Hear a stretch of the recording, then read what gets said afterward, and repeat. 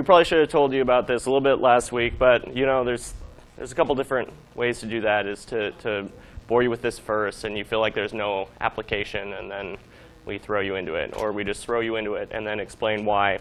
And I don't see why this is worse, so we did it this way. So I've just got a few quick slides. If you guys don't have one of these handouts yet, do you all have one of these handouts? This is a copy of a real good book called A Handbook of CCD Astronomy by Howell. And I have a copy in my office if any of you have like more questions about how CCDs work or subtleties in data reduction. But I'm going to run through some of the major points relevant to what you all did in class or in lab this last week. And this handout really summarizes nicely the purpose and the characteristics of the main types of calibration images that we use to reduce our data properly in the last lab.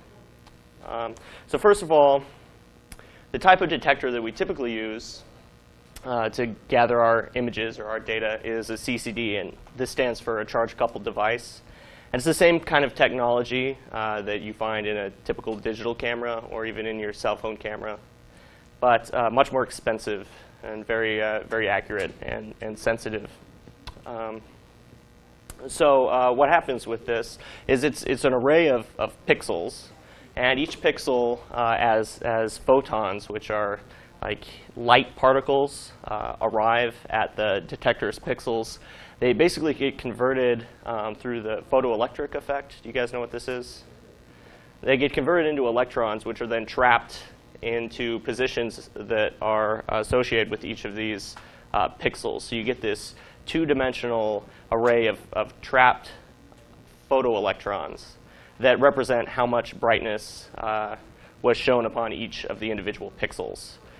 Then at the end of some amount of time that you take to gather your light, the pixels are read out, and it just basically counts how many electrons were at each pixel location, and that becomes an image, right? So the counts in an image, the value at each pixel, represents the relative brightness that was detected by that pixel.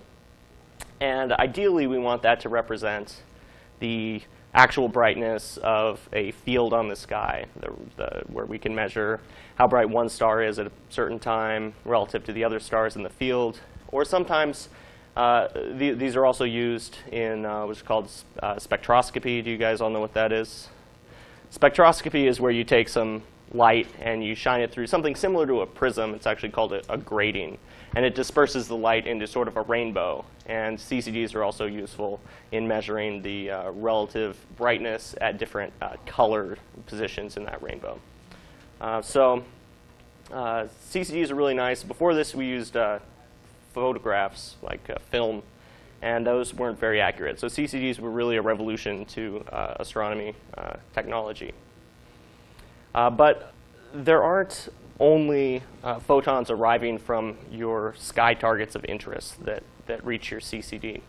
There are also many sources of noise. So there are reasons that you may end up with electrons trapped in these pixels representing what should be what you want to be the light from the sky, but actually they're from some other source, and they may cause some confusion in what the actual characteristics of the sky field is, because there's light or electrons coming from other sources. And to list some of these off, the first one, and you should recognize the name of this from the first type of calibration image that you used in your lab.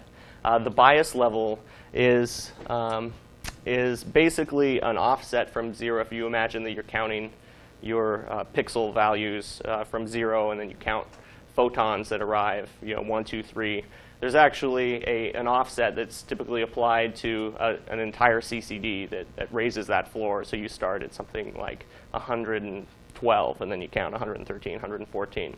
So there's something that needs to be subtracted off there in order for the values at the pixels to represent only what came from the sky and not this initial amount that you preloaded onto the CCD detector. There's also read noise. So this process of reading off the number of photoelectrons that are located in each pixel is an electronic process. And It involves amplifiers and things that can cause the actual readout number not to exactly represent the value of photons that arrive, but also just some fluctuations that are caused by the electronics of that process. There's a dark current, which is basically light that arrives on the detector due to the thermal properties of the instrument itself. So you guys know that anything that has a temperature produces light. Are you familiar with that? It's like the idea of a black body spectrum. Anything that has a temperature above 0 produces light.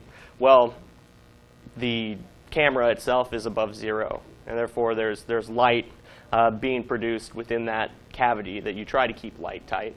There's also electronics going on, so there are things that can produce light that can be detected by the CCD that, again, are not the science photons that you're interested in.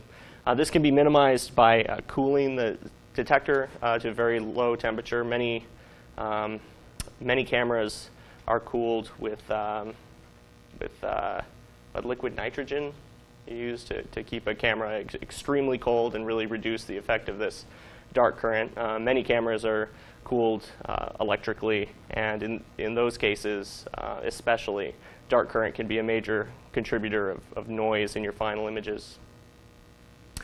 There's something called quantum efficiency, which is actually just the relative efficiency in registering the photon counts that each pixel has. So if you have an array of many, many pixels, there'll just inherently be variations in the percentage of photons that are captured by that pixel across the array. And this is typically overall very high. This is one of the great things about CCDs is they really capture most of the photons and register those as counts. But if you have one pixel that's 96% efficient and the pixel next to it is 96.5% efficient, those fluctuations can, when you're getting thousands of counts, can manifest in a very measurable difference in how much light you're seeing in one position on the CCD relative to another. Sort of similar to quantum efficiency in that it's also dealt with by flat field images, is uneven illumination on the chip. So imagine that you're looking at some field and a star happens to fall into a region where you have a little bit of dust sort of in front of your detector or on your filter that is right in front of the detector. That dust could cause a particular star to appear less bright compared to another star that is falling onto a cleaner part of the optics. And so this is sort of a percentage effect as well, where maybe the presence of dust in a certain area by the detector will reduce the amount of light that reaches the detector by some 50%, a percentage. So as you so this is what we would consider a multiplicative effect. It affects the percentage of light that reaches the detector, rather than some of these other types of noise, like the bias level or the read noise, which is just added onto each image. It's the same process every time, no matter what the image is. There's sky background, which when you think of the night sky as being very dark or space being very dark. But there are many other, there's actually quite a few sources of light out there that, although they're not bright compared to the stars, they're also present, and they can be in your field of view. And so you also have light just raising the background brightness level as you try to observe your stars. And lastly, there are these things called cosmic rays, which are actually high-speed, energetic particles that come from space, and they're actually things like, I think they're mostly protons. Is that right? I think they're mostly protons, which are, it's kind of weird to think, because you typically think that the only information you get from space when you're observing is light, but you can actually get particles like protons that have arrived, from extremely distant places, and along with possibly gravitational radiation. There's actually more than just light that you can measure, although high-speed protons are not typically useful. They just kind of become noise in your otherwise useful images. So these are things that we'd like to deal with, right? We want to measure how bright a star is accurately, but we've got all this crap we got to fish through. And so the way we do this is using 3 standard types of calibration images. These are described in the handouts that I passed around, but these are called bias, dark, and flat field images. And these take care of most of these types of noise. They at least characterize the type of noise so you can understand it and you can try and remove it from your image and leave only your desired science information behind. So the first one is called a bias image, and you guys all used these last week and you looked at them, so you have a sense of what they look like. You don't see a lot of difference here in the raw data versus the after subtraction images here. But the bias frame is a 0 length image that's taken, so you don't give it any time to register photons from the outside. You just say go and then you read it off right away. And so what this captures is that bias level that's put onto the chip that just raises the floor of counts. And it also measures the read noise, because you are reading off how the pixel values and that electronic process that may cause noise in the pixel values is also captured in the bias frame. And so this is something that you're going to subtract off of your images typically, because these types of noise will be present in all of your images. Now, one bias frame isn't going to be very useful. Well, it will be useful, but it won't be as useful as many bias frames. So with all of these calibration images, you want to capture many of them so that you get a sense for the statistical fluctuations in these noise, these types of noise. So a single bias frame may capture how the bias and the readout noise look in one image, but that may vary a bit from image to image. And so if you take many of them, and you look at the distribution of counts in the individual pixel values, and you characterize those by something like a median value, then that will represent more generally what the bias and readout noise look like for a certain setup. The next type of image, and really I was thinking about this today, with our reductions, I'm not convinced that we actually use bias images in the reduction. I think they may be more for just understanding how the CCD is operating on a single night of observations, sort of to have as a record, capturing, so you can understand what the bias and read noise look like. Dark frames, the reason that we don't necessarily use them is dark frames also capture the bias and the readout noise. They capture the bias level and readout noise. But they also capture all of the thermal noise. So a dark frame is an image that's taken with the shutter completely shut. So the camera should be completely light tight. No light is arriving at the detector from the outside. But you take an image with a certain exposure time that matches the other images that you're going to be taking for the night. And so this captures the bias level that's added. It captures the readout noise because you read off all the pixels. But it also accumulates and characterizes the amount of thermal noise, or dark current, that is generated during an exposure of a given length. And so if I go out to the telescope, the first thing I do before the sun goes down and I'm able to observe is I take a bunch of bias images, which just takes a couple seconds because there's 0-second exposure, so it's just the accumulated readout time. But then I take dark frames for a number of different exposure times that I may be interested in.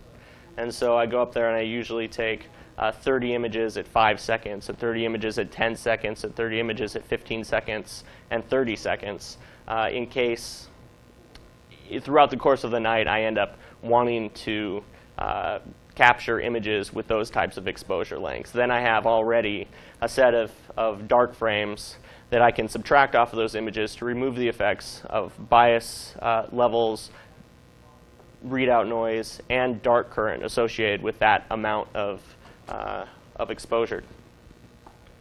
So this is also a type of frame that's subtracted. And the last calibration image that we have is a flat field. And a flat field takes care of the multiplicative sources of noise that are in the image.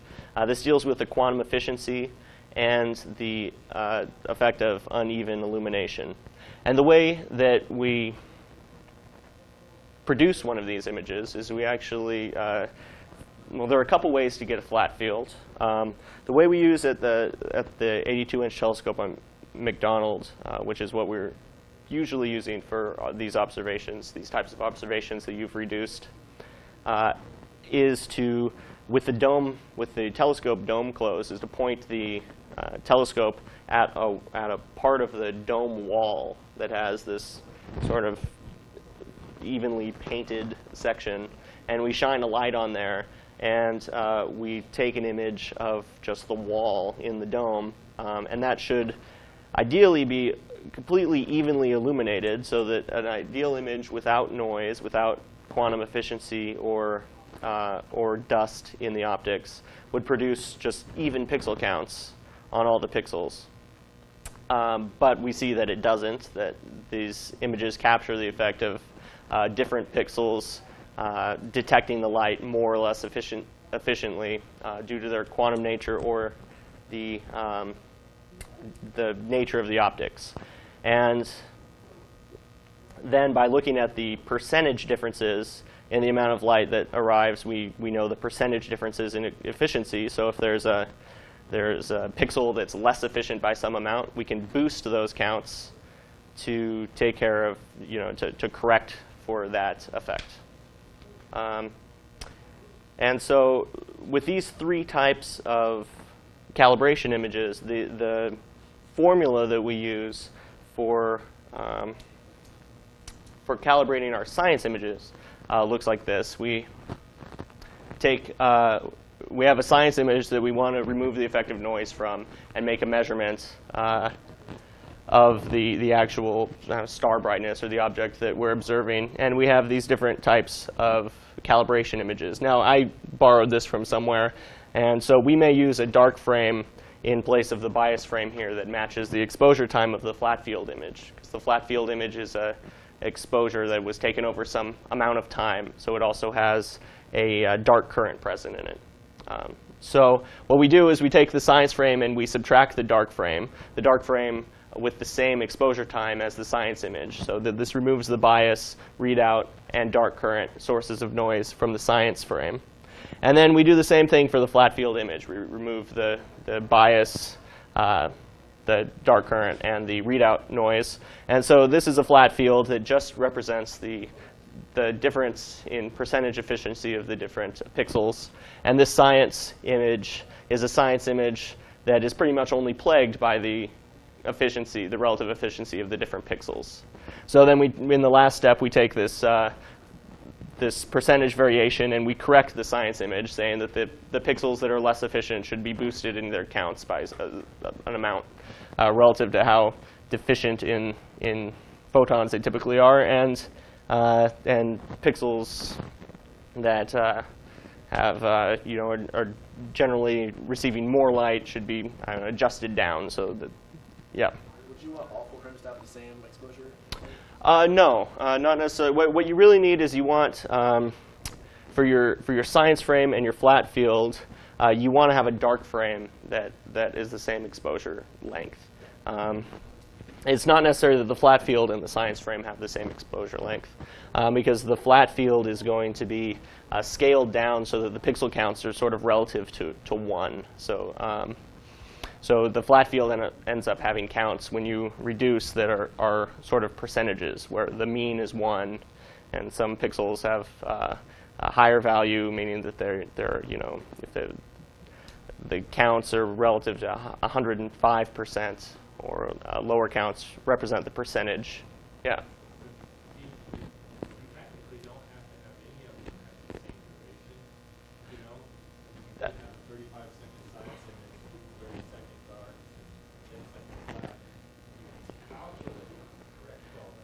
That's true. Like to simplify things and to reduce the number of reduction steps we do, we like to take the dark and actually the same time basis aside. That's true. So we're doing a plan to simplify but save. Yeah, dark current is something that should sort of grow linearly with time. So you figure that you've got some electronics that are at a certain temperature and they're producing this thermal noise. And if you take a 5-second exposure and then you take a 10-second exposure, the 10-second exposure should have twice as much thermal noise added to the image than the 5-second exposure, because it's just been accumulating those counts for twice as long. And so technically, you should be able to take care of this if you took a dark frame of some length of time and you subtracted the bias image from it, which had the bias and readout noise on it. Then all you would have left is the amount of dark current that was accumulated over that amount of time, and that can be scaled. So if you didn't get a 17-second dark, science image, I don't know why you would choose that. We always choose by 5s for some reason. But you could scale your dark frame to fit that. But those extra reduction steps, you're never going to be capturing, although you can characterize these types of noise and remove them from a particular image. Each science image you may be interested in doesn't have that perfectly characterized noise present. It's going to have some sort of sampling of that type of noise. You know how we take 30 or so of each of these types of image and average them to get kind of the general characterization of that type of noise. That's because a single image doesn't just have that perfect characterization. It sort of has present in it some fluctuation in that noise, some statistical sampling.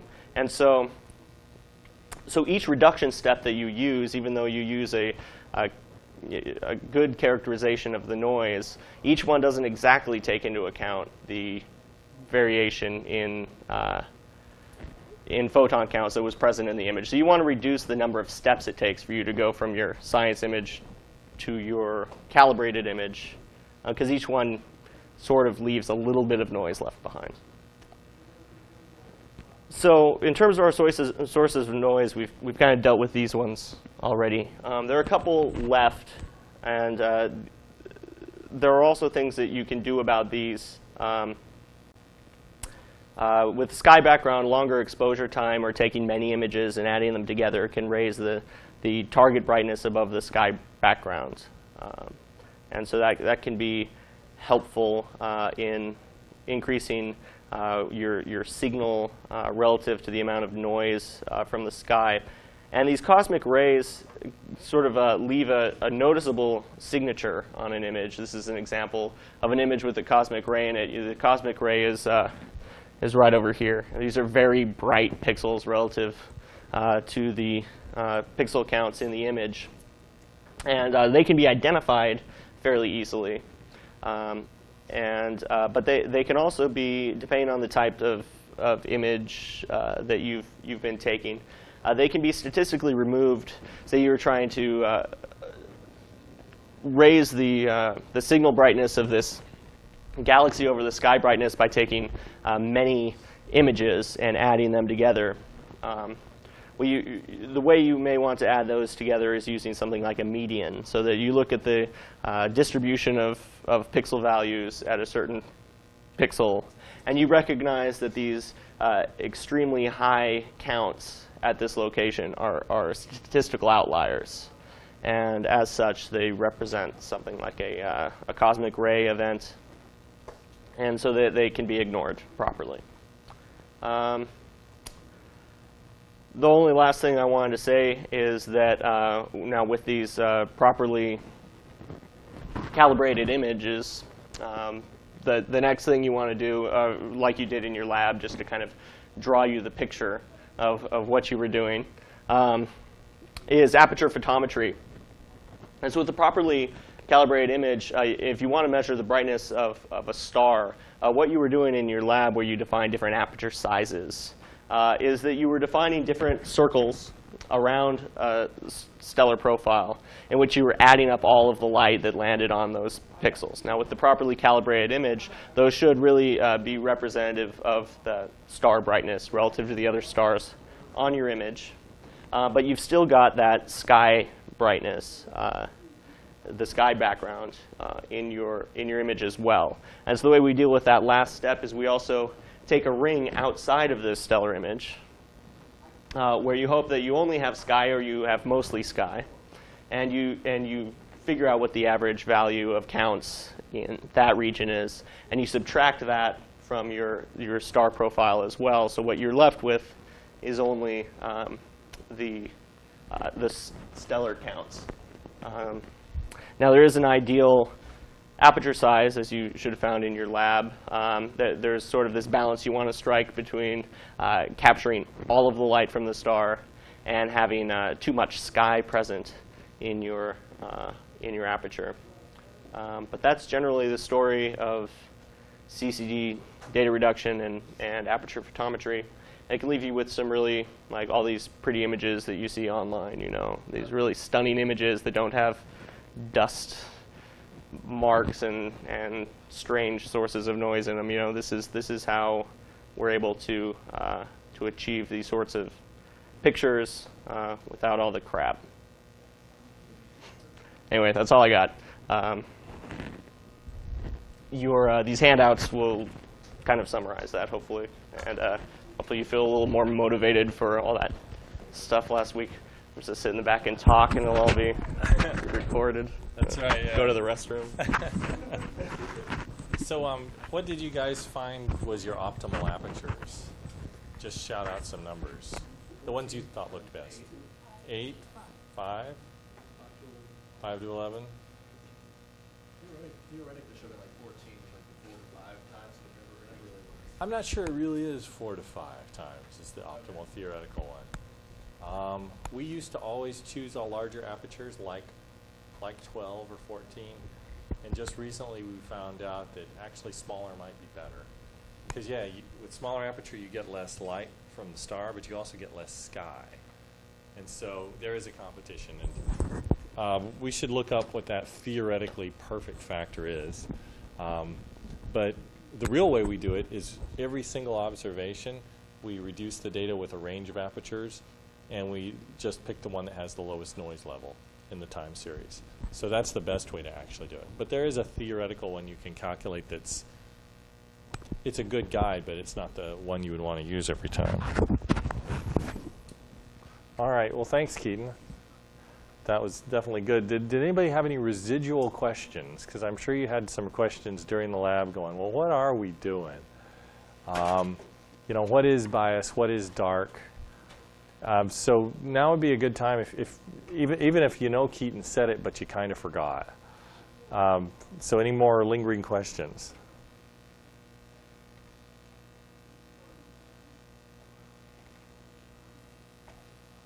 All right.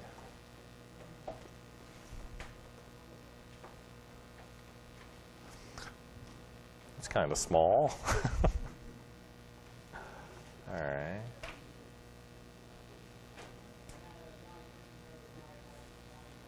I didn't think you really had to do that. But you do. Okay. Well, I wanted to talk about something called Fourier analysis. And have you all heard of Fourier analysis before? Who feels like they actually know what it is? Okay, good. I remember I had heard of it when I was a freshman, and I definitely did not know what it is. And then I took differential equations, and they did something called Fourier series, which wasn't quite the same as Fourier analysis, but it had the same word in it. So it's related, but it's not exactly the same. Does anybody know what a Fourier series is? Yeah, no. The first time I ever saw it was in differential equations. So It's like modeling a square periodic function series. you can do that. Yeah, that's an example. Basically, it's using sines and cosines to represent a function.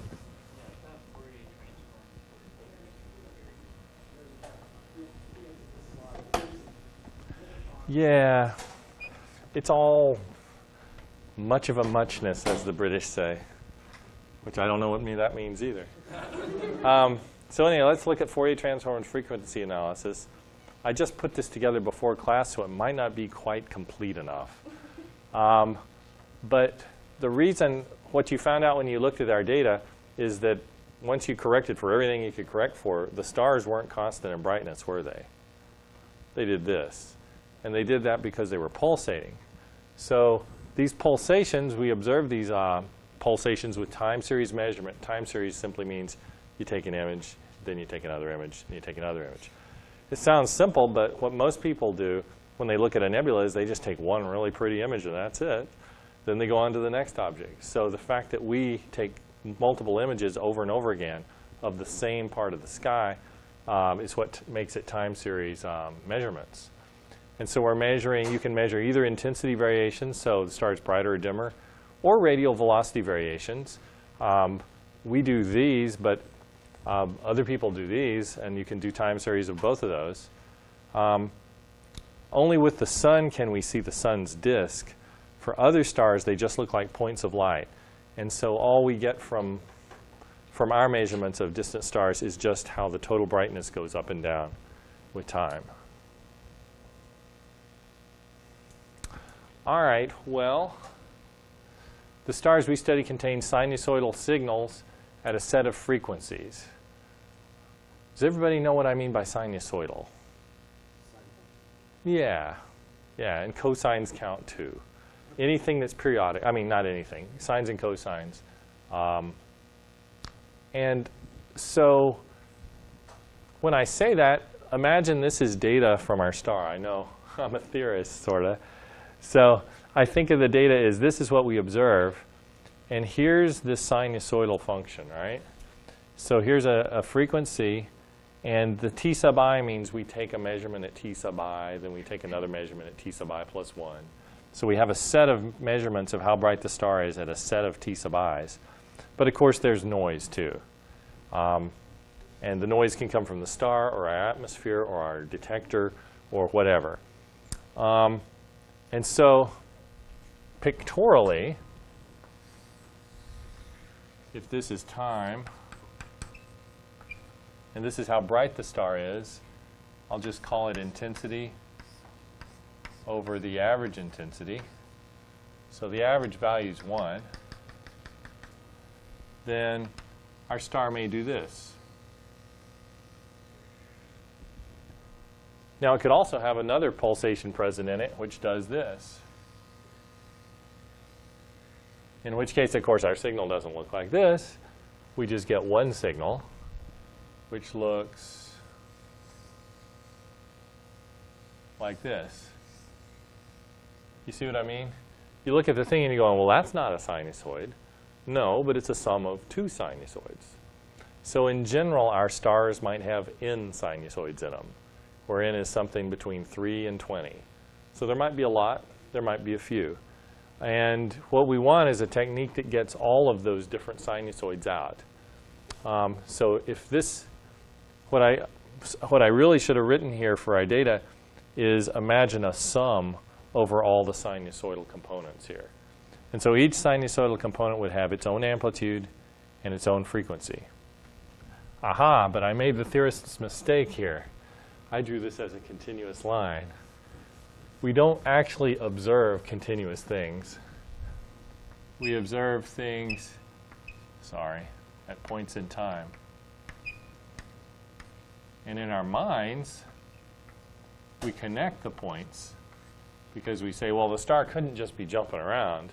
But technically, all we know what the star was doing is at those finite points in time. Sounds like a small distinction, but it's important to keep in mind. That's right, this is not PowerPoint, this is a PDF file, so it doesn't know it's not supposed to turn off my computer. Okay, there's a lag.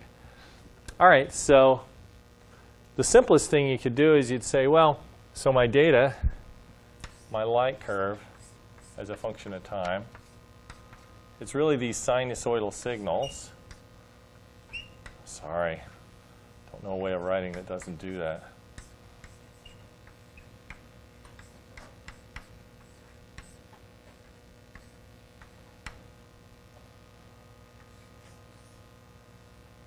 j equals 1 to n. So at each time, I'm summing over the number of sinusoidal signals. So this is the jth amplitude and the jth frequency. So there's really, I'm calling it big N number of frequencies in there. So you'd say, well, how do I get them out? Well, the obvious way is, well, I'll just fit it. Yes? So there's another series that you guys know about that tries to fit functions to, a set of some. Okay, how about that example? You guys know what I'm talking about? Yeah, so what do you do?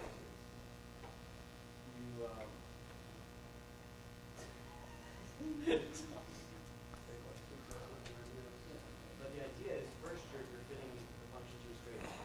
Yeah, it's true. Straight line kind of looks like it. And then you add on top of that a parabola. And you add on top of that a three level, 4 and 5, and you're getting closer and closer to the function as you add more and more variables. That's the idea. Yeah. But then we understand this polynomial form a lot more easily than a lot of other names of these functions that we don't really know. Right? Yeah, that's a good point. So you guys are already familiar with something that's a lot like this. This is the same thing, except we're trying to fit a periodic function, so we're using periodic functions. Right? So it's polynomials just keep going and Yeah. periodic functions have a fixed period. We think that it should work much Yeah. better. Yeah, so if this is your function here, and you want to write approximately the function here at this point, well, of course, it's the value of the function at this point. But then you say, well, it's kind of like a straight line here. And so this term here takes care of the straight line part. But if you wanted to take care of the curvature part, then you would need the higher order terms too.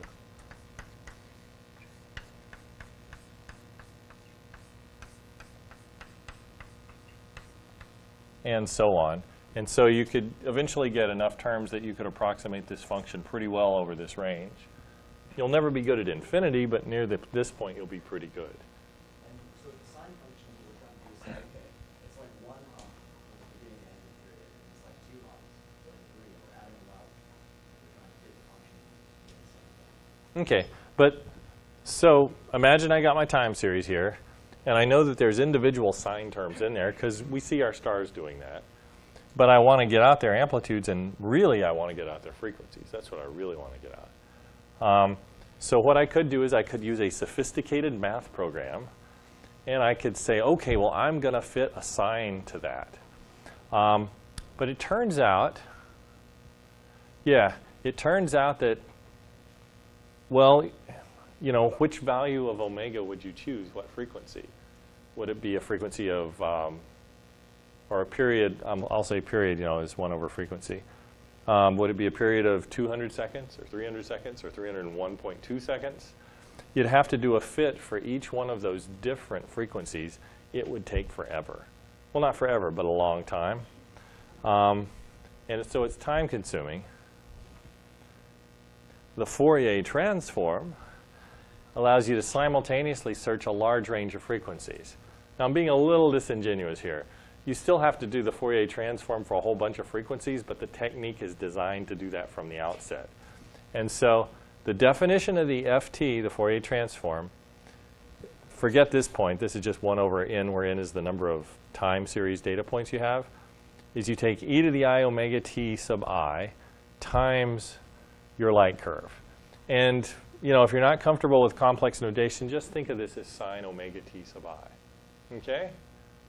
And it turns out that if then you plot your FT as a function of frequency, and the FT has a peak wherever there is a real frequency present in the data. And this always just looked like magic to me, you know? And it probably, it probably looks like magic to you. At least I hope it does. There's a reason it works. And I think the reason is easy to understand, but it may not be easy to explain. So if your data really has sine omega sub 1 times t plus phi, this is what your data looks like. And so at each data point, sorry, t sub I, I'm going to do this in the real plane. I'm not going to do it with complex numbers. I go through and I multiply by sine omega. I'm going to call it omega 2t. And now, just for now, I'm going to simplify this. Forget that there's a phi there. Okay? Now, and I want to sum this over t. 1 to n. So if these periods are different, if these frequencies are different, this is going to be plus sometimes, and this is going to be minus sometimes, right? And so this product is going to vary between +1 and -1. And so when I add up a whole bunch of +1s and -1s, it tends to add up to 0. Okay?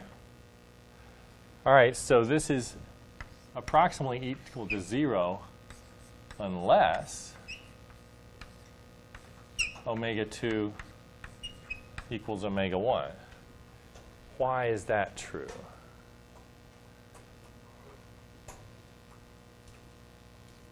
So if omega 2 equals omega 1, then this is really sine omega 1t squared here, right? And now what does this range between? Right, so there's never any -1s. So the average value of this is a half, because sometimes it's 1, sometimes it's 0. So this whole thing now equals n over 2. So this thing we're calling an ft of omega 2, this ft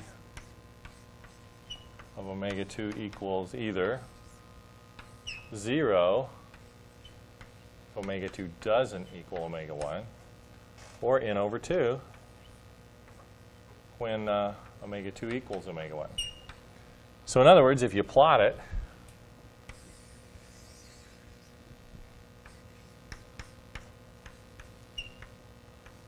and I'm going to plot the absolute value, then it'll kind of look like this, and then there will be a peak, and it'll kind of look like this. And this spot here, sorry, omega 2 equals omega 1. Does that make a little sense? Yeah, it's kind of goofy. Instead of fitting, you're just multiplying. But when you multiply by the right frequency, all of a sudden everything adds up and you get a large signal. And when you multiply by the wrong frequency, things average out and you get about 0. This 0 actually isn't 0, it's more like square root of n. But imagine you have 10,000 points, then this would be 100 and this would be 10,000. So it's close to 0. Okay, so here's an example of such an FT. So this is an FT of data, not real data, theoretical data, that has exactly one frequency in it at 1,000 microhertz. And you see you get a nice peak here.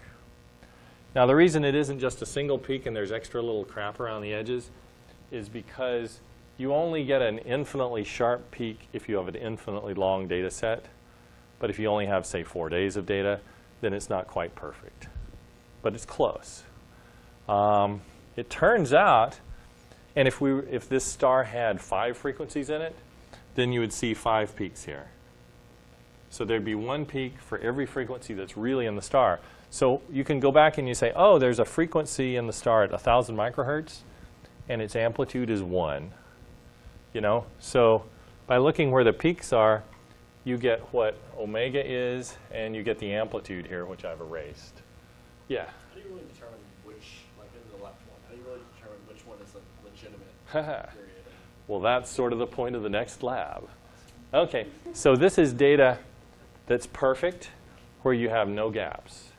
Now, real data isn't perfect. So imagine you just were taking data from a single site. What keeps you from observing for 24 hours continuously? Yeah, the day, the sun. So typically, you're in a really great situation, you'll get 8 hours of data and 16 hours of not data. And if you observe for a week, you'll still have 16-hour gaps that are regularly spaced. So this is what it looks like if you have 5 nights with 16-hour gaps. All this other crap is simply due to the fact that there are gaps. That's it. So this is really the only peak. I mean, these are all peaks, but this is the only peak that corresponds to an actual periodicity in the Fourier transform. So This is something that complicates the analysis when you're looking at time series data. The more continuously and without gaps the data is, the smaller those alias peaks are. So, this is just what I said. These gaps introduce false peaks. They're called aliases. A priori, you can't tell which are the true ones and which are the aliases. And we just saw what it looked like from a single observatory, and I don't think we need to see that again. And I just put this in for a hell of it. If you actually go through and do it, this plot right here on the left is given by that equation, if you just go through there. All right, so there's two obvious solutions to this. Don't take data with gaps. You know, I made these notes a long time ago, but I did update it to include the Kepler satellite. The Kepler satellite's in orbit. It's getting almost continuous data. You guys, what would you say the level of coverage is? 95%? It's not 100%. Nothing ever is, but it's pretty darn close. So it's looking at the star basically 95% of the time. So the aliases are going to be really small. And here's another space-based telescope, which obviously doesn't have the whole day thing going for it. Here at Texas, we invented something called the Whole Earth Telescope in the late 80s, which was, let's just get a bunch of our friends at collaborating observatories to observe continuously so we can pass off the night all around the globe. And that works too. Now there, your gaps are, what do you think causes your gaps in that case? What? No. Well, that would be a good one. No, imagine that the observatories aren't so far away that you really can get night to night. You know, like we hand off to France or Hawaii or Beijing or India or Europe. And you can get continuously around, but what's going to thwart you? Minor disk correlations? No. Think more physically. What's that? Yeah, that's a problem. That's a problem, but think simpler. These guys know. Say you go to the observatory. What are you really hoping for when you go there? No clouds.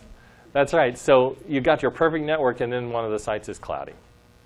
And you know, around the whole world, you're not going to get 100% clear. So I think the best we've ever done is like 85% clear from the ground, which is astonishingly good. But we've also done like 25%. There's some other networks, Bison, Birmingham Oscillations, Solar Oscillations, and Gong, the Global Oscillations Network Group, that do the same thing. So anyway, and here's a picture of GD358, which is one of our early wet runs. The data were actually from 1991, even though the paper's in 94. And this is the FT, but it's actually kind of a swindle. This is power. So this is the square of the aliasing that you would see. So this tends to make the small peaks go away. So if it weren't the square, then this guy would actually be this high. But it's still an astonishingly good power spectrum. I know you guys got to go. But here's what the FT looked like for this star. So this is noise. But from here on down, from here to here, these three panels, pretty much every peak here corresponds to a real oscillation frequency in the star. So all this little stuff, there's a frequency right here, and there's a frequency right next to it, and another one right next to it. So some stars are very, very complicated. All right, well, do you guys have any questions on that? You're going to be running a program called Period, I think it's going to be Period 04, right? Period 04, and we'll show you how to use that, and it's pretty user-friendly. You guys want to pick up your homework or your lab twos? I have those. You can get them from me. If you didn't pick up your lab one,